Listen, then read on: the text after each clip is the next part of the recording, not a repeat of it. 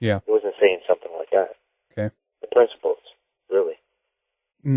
So, And, continue.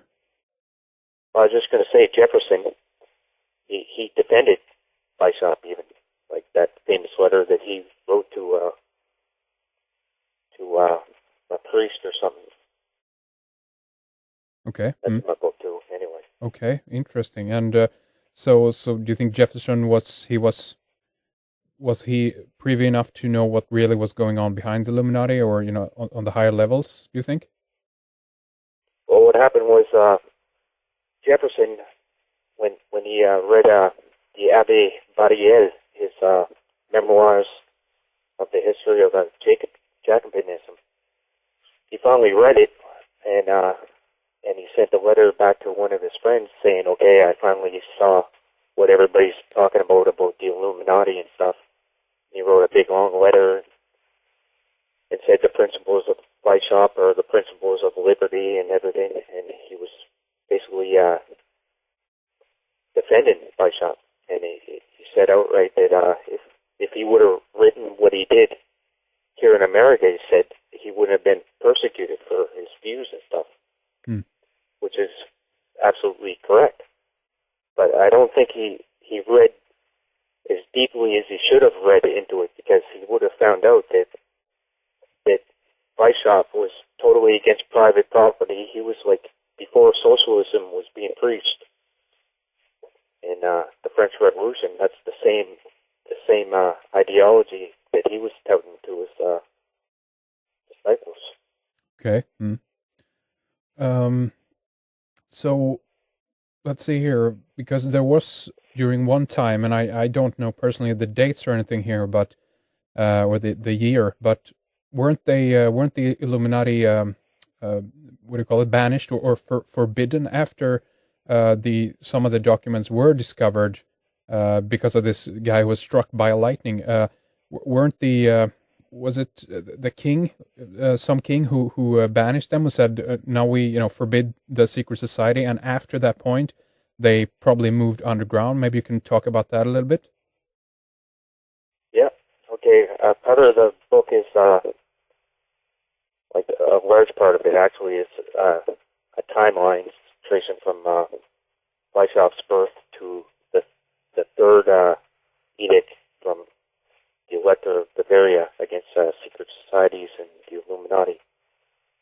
So the first edict happened in 1784 sometime, and that was because a few of the members were switched sides and decided to rat on their brothers, right?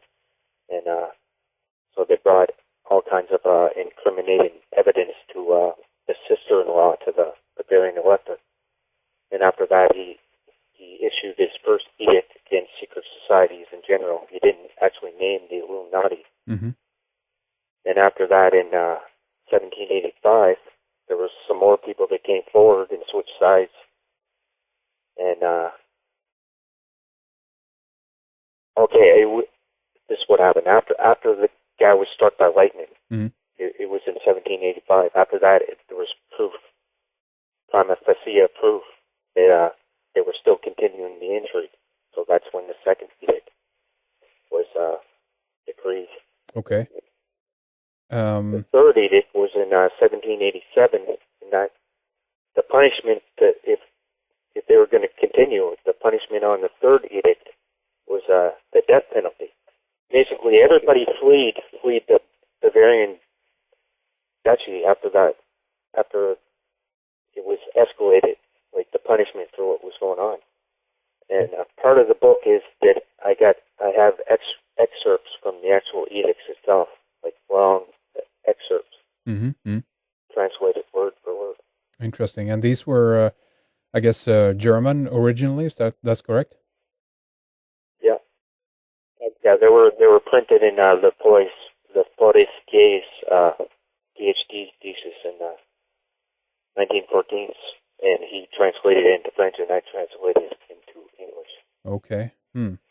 So that there have been some research done on this way back then, in that sense, because what I've heard is that people like Myron Fagan, for instance, is one of these guys who helped to bring this to light yet again sometime in the, when was it, 60s, late 60s or early 70s, right?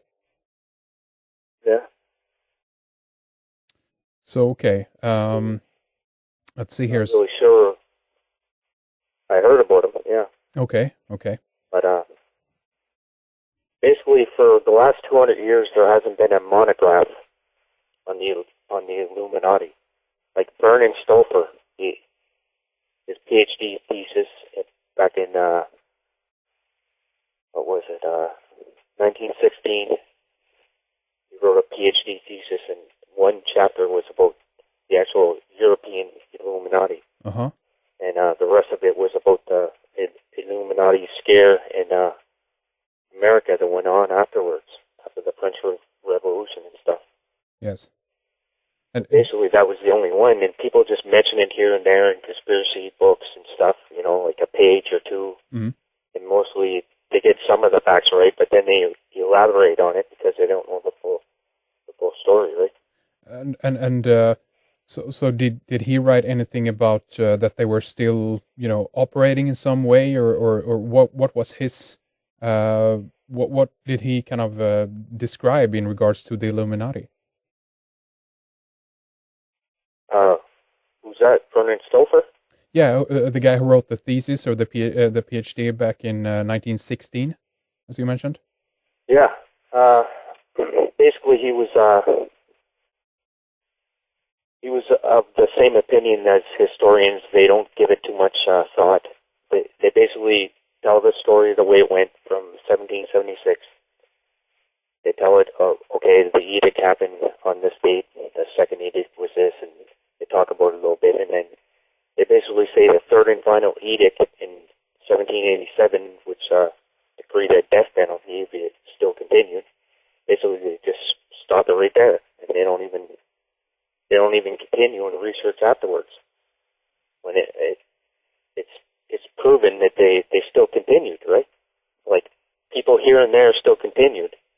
There wasn't you couldn't pinpoint the organization exactly. They did go underground, or some historians admit that. Mm-hmm. And they continued on into the 1790s, and they changed their name a few times even. Okay. That's one thing I found out. Do you know to what they changed their name to? Okay, let me see here. Because that's interesting to know and see if there's any names that we can bring up from what we've heard in regards to other secret societies or something like that. But the key is that we know so many of the members now, right? And we weren't aware that over in Germany and France, the research continued. For the last 200 years, it was continuing. Mm-hmm. Books were published, archives were finally opened up. The lists were piled on lists of actual members that we had no idea that were members. So when you trace these members and the goings on of what they were doing after the third edict, a picture starts to emerge of what was going on. Yeah. I can't find exactly what they're called. They were called two things after in the 1790s. Okay. Mm. Anyways, the second head of the order was JJC Bodie, and basically he was given the reins after that, and he still continued recruiting in a bunch of other cities, and he went on a trip to France in 1787, and that's where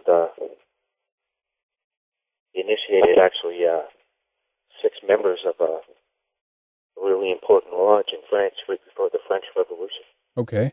And when you say like a lodge in Europe, are these Freemasonic lodges that have been infiltrated by the Illuminati, or did they kind of set up their own, even build their own lodges? Do you know anything about that? Yeah, there's a few that they actually set up all by themselves. They applied for the patent, and they were given the patent to actually institute it. But by whom? Who gives out a patent for that? Depends on what right you're applying to, right? If you're applying to the Grand Orient, it comes from Paris at the Grand Orient, and if you're applying with regular 3-degree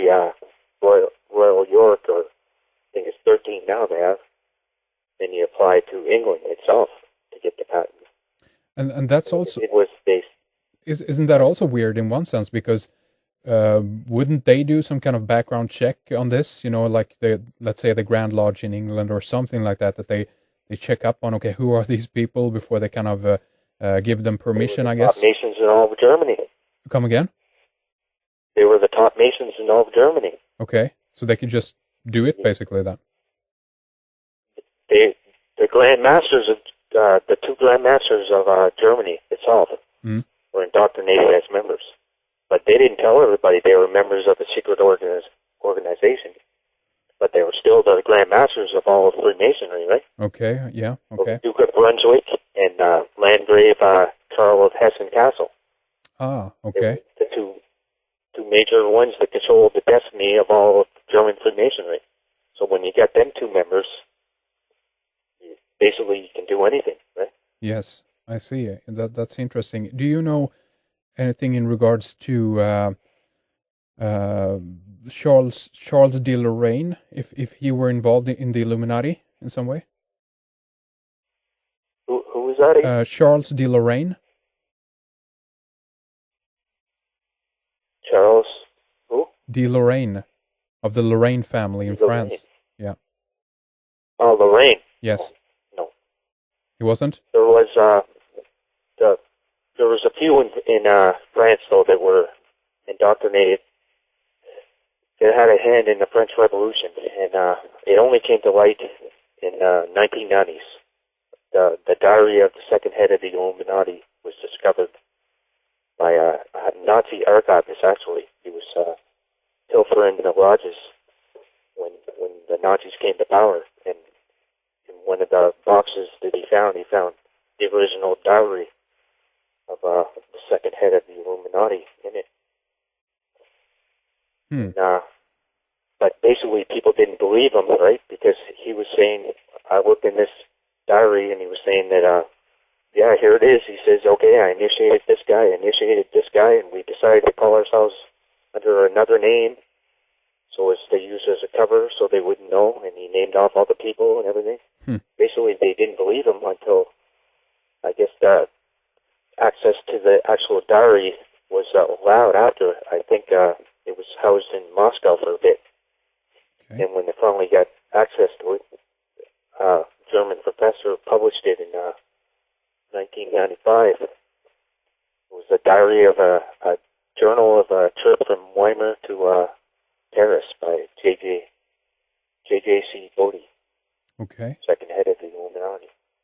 So, so that is the trace, so to speak, in regards to the information that is accessible even after the fact that they went underground, because many people would argue that it's very difficult to find proper information if they've gone underground and started to veil or speaking codes or what have you about the actual order. But what you're saying is that J.J.C. Bodie he actually wrote about it in those terms, that this is still the Illuminati, but we now call ourselves under another name. Is that correct? Yep, in France, he instituted a secret cell.